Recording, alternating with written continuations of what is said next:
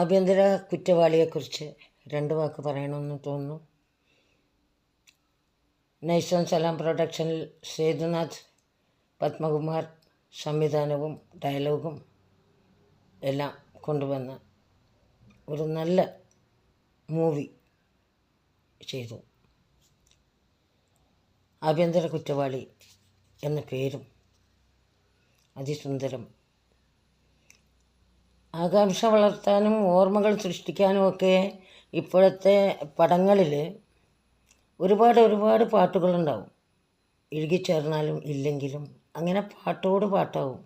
അതുപോലെ തന്നെ street fighting, അങ്ങനെ ഒരുപാട് കാര്യങ്ങളുണ്ട്. അതിൽ നിന്ന് തികച്ചും വ്യത്യസ്തമായിട്ട് വളരെ നല്ല 2 ഗാനങ്ങൾ കൊണ്ടുവന്നിട്ടുണ്ട്. അതിൻ്റെ സംവിധായകർക്കും അത് രചിച്ചവർക്കും ഈണം ആലപിച്ചവർക്കും എല്ലാം എന്താ പറയുക, ബിഗ് സല്യൂട്ട്. ആവർത്തന വിരസങ്ങളായിട്ടുള്ള ഒരു പരിപാടിയും ഈ മൂവിയിലില്ല. അതിന് സമയവും സൗകര്യവും ഇല്ലാത്ത പോലെ ഈ സിനിമയിൽ എല്ലാവരും കണ്ടിരിക്കാൻ തക്ക രീതിയിൽ തന്നെ സംഭവങ്ങൾ ചിത്രീകരിച്ചിരിക്കുന്നു. പിന്നെ ഇപ്പോൾ കുറേ പാട്ടും കുറേ ഫൈറ്റൊന്നും സിനിമയിൽ കാണുന്നവരും ആസ്വദിക്കുന്നവരും ഇഷ്ടപ്പെടുന്ന ഒരു കാര്യമല്ല. അത് ഇപ്പോഴത്തെ കാലഘട്ടത്തിനനുസരിച്ച് ഇപ്പോൾ ഡിജിറ്റൽ AI സംവിധാനങ്ങൾ വെച്ചിട്ട് ഒരുപാട് കച്ചവട സിനിമകളുണ്ട്. അത്തരത്തിലുള്ളതിലേക്ക് എല്ലാം ചേരും. എന്നാൽ ഇങ്ങനെയുള്ള നല്ല ഒരു കഥ നിർമ്മിച്ച ഈ മൂവിക്ക് ഒരുപാട് പാട്ടുകളും ഒരുപാട് ഫൈറ്റുകളും ആവശ്യമില്ല. നല്ല സംഗീത സംവിധാനം, നല്ല കാഴ്ചകൾ, മനസ്സിനെ സന്തോഷിപ്പിക്കുന്ന തരത്തിലുള്ള എന്തൊക്കെയോ ഈ സിനിമയിലുണ്ട്. അതുപോലെ തന്നെ വേറൊരു കാര്യം, ചില കുടുംബ സാഹചര്യങ്ങൾ, അത്തരത്തിലുള്ള വിവാഹങ്ങൾ, ആ വിവാഹത്തിൽ നിന്നും ആ പുരുഷന് കിട്ടുന്ന നേട്ടവും കോട്ടവും എന്നുള്ളത് ശരിക്കും കാണിക്കുന്നുണ്ട്.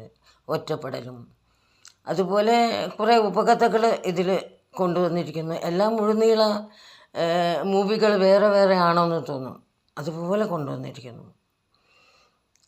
എന്താ പറയുക, നമ്മളിൽ നിന്ന് വന്നു പോയിട്ടുള്ളവരും അതുപോലെ വരാനിരിക്കുന്നവരും എല്ലാവരും കൂടിച്ചേർന്നവർ. Asif Ali sir, thank you. താങ്കളുടെ വ്യക്തിത്വം സ്ക്രീനിൽ മാത്രമല്ല പുറത്തും ഉണ്ട്. എല്ലാവരും ഒരുപോലെ ഇഷ്ടപ്പെടുന്ന ഒരു നല്ല കലാകാരനാണ് താങ്കൾ. ജഗദീഷ് സാറാണെങ്കിലും വിജയകുമാർ സാറാണെങ്കിലും അതുപോലെ ഹരിശ്രീ, നമ്മുടെ ഭരതൻ സാറിൻ്റെ മോൻ, അങ്ങനെ എല്ലാവരും നമ്മൾക്ക് പഴയ ആളുകളല്ല, നമുക്കെന്നും പുതുമ തരുന്നവരവർ. അവരൊന്നും മറക്കാനും പറ്റില്ല. അവരെ ഒരുമിച്ചൊക്കെ ഈ സിനിമയിൽ കണ്ടപ്പോൾ എന്തോ ഒരു സന്തോഷം എന്നറിയാമോ. അതുപോലെ സ്ത്രീ കഥാപാത്രങ്ങൾ, കുട്ടികൾ, ഫിമെയിൽസ്, ഒന്നും പറയാനില്ല. വളരെ നന്നായി അവരെല്ലാം ജീവിക്കുകയായിരുന്നു. അവരുടെ ഉള്ള റോളുകൾ ഒരു മുഴുനീള കഥ പോലെ അവിടെ നിന്ന് ഇങ്ങോട്ട് ഇതുവരെ എന്നുള്ള രൂപത്തിൽ ഒക്കെ കാണിച്ചിട്ടുണ്ട് ഈ സിനിമയിൽ. എല്ലാവർക്കും ഇനിയും പുതിയ അവസരങ്ങൾ വരാനും ഈ സിനിമയിലൂടെ നിങ്ങളുടെ എല്ലാ ക്ലേശങ്ങളും മാറിക്കിട്ടട്ടെ എന്ന് കൂടി പ്രാർത്ഥിക്കുന്നു. കാരണം ഒരുപാട് കഷ്ടപ്പെട്ടു പോയി. ഇതൊന്ന് ഇറങ്ങിക്കിട്ടാനൊക്കെ വേണ്ടി ഒരുപാട് ബുദ്ധിമുട്ടുകൾ വന്നു. അതൊക്കെ ഓർക്കുമ്പോൾ എനിക്ക് നല്ല സങ്കടമുണ്ട്. Hi new face Tulasi, you great and all in all, thank you.